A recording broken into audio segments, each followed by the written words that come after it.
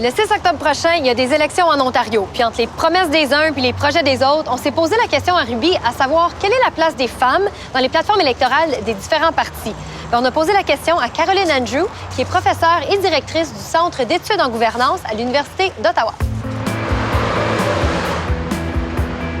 Caroline Andrew, bonjour. Bonjour.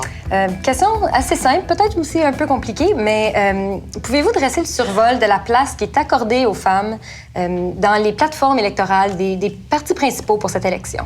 D'accord. Et en effet, c'est simple et compliqué parce que, comme tel, on voit très peu le mot « femme » dans les plateformes. Ce qu'on voit, c'est « famille ». Mais il faut sous-entendre souvent les femmes parce qu'on parle d'éducation, on parle particulièrement cette fois-ci des garderies, le jardin d'enfance. Et donc là, les partis ne se distinguent pas sur le fond, mais sur le forme, oui, parce que le Parti libéral de Dalton McGuinty peut dire, nous, on le fait.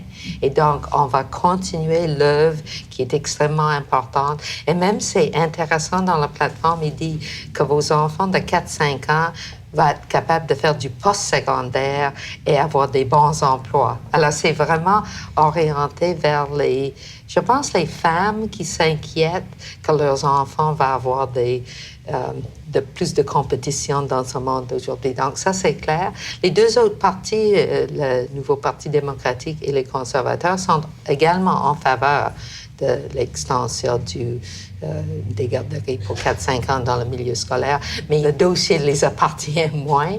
Dans ce sens, il n'y a pas de question pour les femmes comme telles.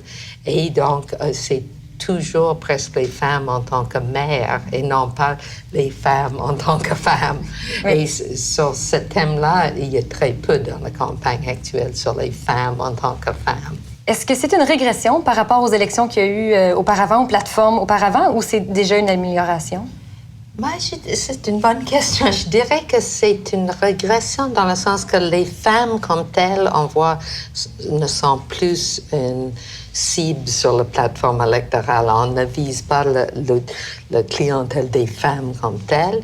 Je pense que c'est une amélioration dans le sens que certaines des questions en litige, les garderies. Les garderies, c'est une question absolument centrale. Il y a aussi dans la plateforme libérale les programmes après-scolaires. Alors, c'est clair que ça vise en particulier des jeunes femmes qui travaillent et qui s'occupent de leurs enfants et qui ont besoin des programmes avant l'école et après l'école. Donc, on voit que je trouve que c'est une avance parce que les questions des garderies sont centrales pour l'emploi des femmes, centrales pour la vie des familles et des femmes. Et donc, je pense que c'est une progression, mais je trouve que c'est une régression dans le sens qu'on ne l'identifie pas comme un enjeu des femmes, on l'identifie comme un enjeu des familles, de la bonne gouvernance de la société, mais on n'est pas clair à qui ça va aider plus que d'autres personnes. Merci beaucoup. Merci. Bonne élection. Merci.